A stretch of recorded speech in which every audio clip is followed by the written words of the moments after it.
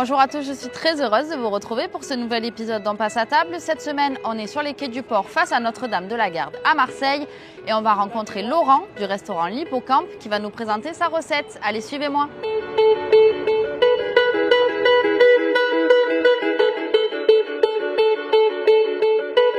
Bonjour Laurent. Bonjour. Qu'est-ce que vous allez nous préparer aujourd'hui? Alors aujourd'hui, un grand classique, un plat que tous les Marseillais adorent, c'est la poêlée de sèche en persillade. Parfait. Qu'on appelle aussi les soupions. Les soupions, oui, Voilà. c'est vrai. On vous suit en cuisine? Allez. Allez. De quoi on a besoin pour réaliser la recette? Alors pour réaliser donc la poêlée de sèche en persillade ou les soupions comme on dit chez nous, on a besoin de sèches fraîches. Alors nous on prend des sèches qui ne soient pas très grosses parce que les grosses sèches c'est assez spongieux. Donc l'idéal c'est entre 300 et 500 grammes, c'est le bon compromis parce que si on les prend toutes petites c'est beaucoup de temps pour les nettoyer. Oui. 300-500 grammes, on arrive à les nettoyer assez rapidement et puis ça reste très fondant en bouche. Voilà, donc on les nettoie, on les prépare. Donc il faut lever la peau, lever l'os, lever tout ce qu'il y a à l'intérieur. Voilà. Après on les coupe en petites lamelles, comme ceci. Là. Voilà. D'accord.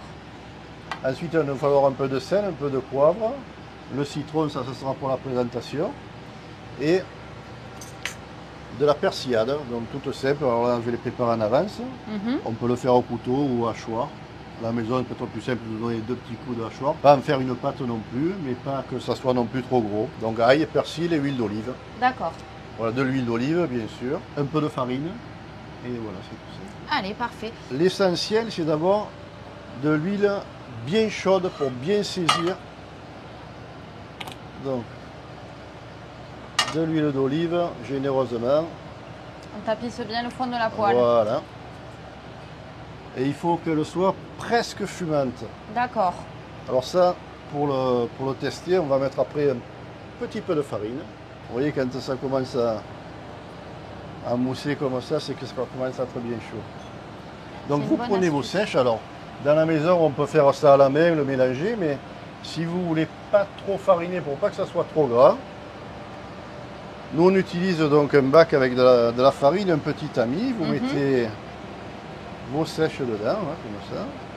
Alors encore une fois, ça peut se faire, vous pouvez saupoudrer de farine, mais ça sera peut-être un peu plus gras. D'accord. Voilà.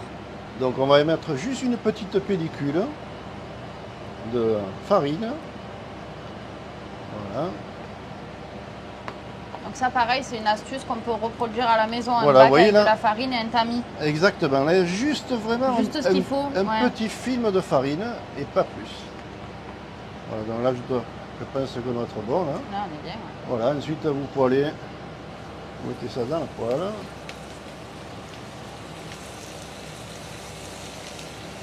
La farine, ça évite que le poisson accroche.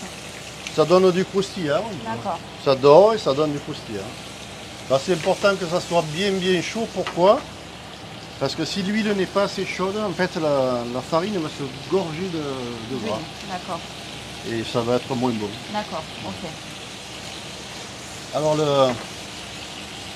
la petite astuce, c'est que quand la sèche, elle passe du translucide au blanc, Oui, c'est qu'elle va être cuite. Vous voyez. d'accord. On va pouvoir couper le feu D'accord.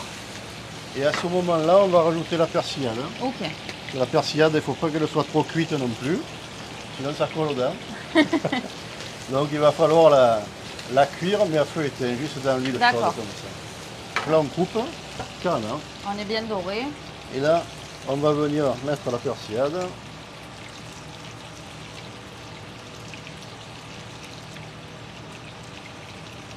Voilà. Et là, pareil, Là, on va juste mélange. la mélanger comme ça. Ouais. Juste un peu la cuire, mais sans la brûler. D'accord. Voilà. C'est pour qu'elle nappe bien tous les Exactement. morceaux de sèche. Voilà. Et donc là, c'est prêt à manger. Un peu de sel, un petit peu de poivre, mais pas trop. On met le citron à côté. Et voilà, un peu de décoration. Et bon appétit, bien sûr. Merci beaucoup.